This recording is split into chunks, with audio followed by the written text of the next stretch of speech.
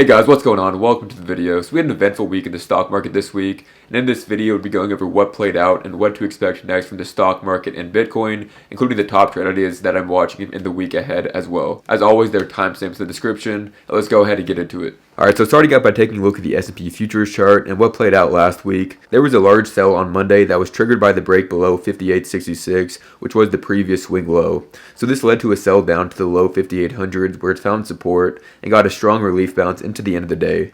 And in the day following, it was able to hold a higher low off the 58.40 to 58.46 zone. And then on Wednesday morning, the market got a big rally after CPI data came in lower than feared, and this triggered the technical trendline breakout. This led to a run up to about 6,000, and then after some consolidation, it had another break higher on Friday up to the 60.35 to 60.40 zone, where it's consolidating around as support so far. So into next week, a successful break and hold above 60.35 to 60.40 sets up the next leg higher, which can target 60.60 to 60.75 zone next, and then 61.02 as the next key level above there.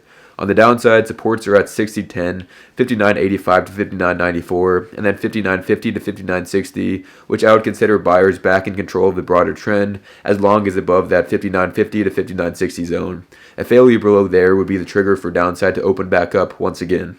So now taking a look at Bitcoin, and last week we went over how it was likely to see a large directional move soon, due to the head and shoulders pattern that it had built out. The main upside scenario that we went over was for it to fake out with the failed breakdown and recovery of the neckline, and that scenario is exactly what played out this week.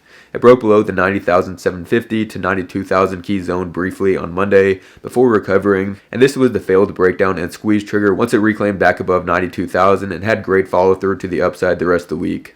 If we zoom back out, in the grand scheme of things, this is another very bullish look, as it has been building out a consolidation in this range since November, and is showing big strength once again near the top of the range. A cool-off phase would be pretty likely next, before it goes too much higher in the short term in my opinion, but it does look pretty likely for new all-time highs soon after that. And most of the stock setups that we went over last week have played out nicely. The one that I would continue to keep on very close watch is Okta, ticker symbol OKTA.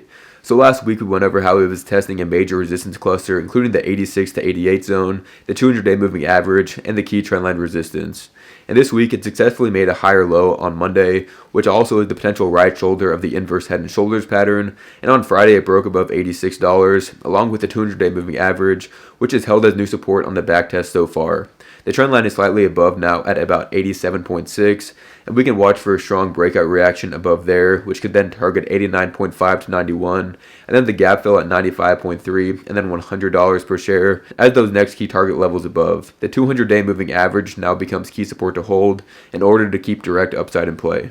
Some other top watches for me in the week ahead include C Limited, ticker symbol SE, which reclaimed back above the 50-day moving average and bottom of the previous range at 111.75.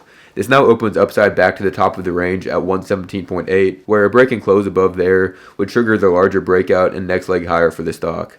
Above 117.8 would target the next levels above at 125, 135.2, and then 148.59 to 150. Amazon, ticker symbol AMZN, is also looking primed for another leg higher soon, as it's built out this well-defined bull flag for more than a month and a half. It's testing the trendline resistance of the flag, which I would watch to be at about Friday's high at 226.5, and it can start the breakout move on a break and hold above there. The next targets above will be at 229 to 230, and then the all-time high at 233 before new highs above there. And Broadcom, ticker symbol AVGO, is another clean trendline setup, and it has overall held up very well after its large breakout and gap up after earnings in mid-December. If we zoom in, this also has a look of a VCP pattern, which can make the potential breakout that much stronger. So I'd watch for Friday's high at 238 to act as the breakout trigger, which a successful break and hold above there can target previous highs next at 251.88 before new all-time highs above there. So that's everything that I'm watching for in the week ahead. If this upside move in the market holds, there are some great looking setups that look prime for breakouts very soon. Thank you guys for watching, and for anybody interested in joining the private Discord chat, that is the first link down in the description to get my personal trade alerts, nightly watch lists, and answer any questions you guys have in there. Good luck trading the week ahead, and I will catch you all next time. Peace out.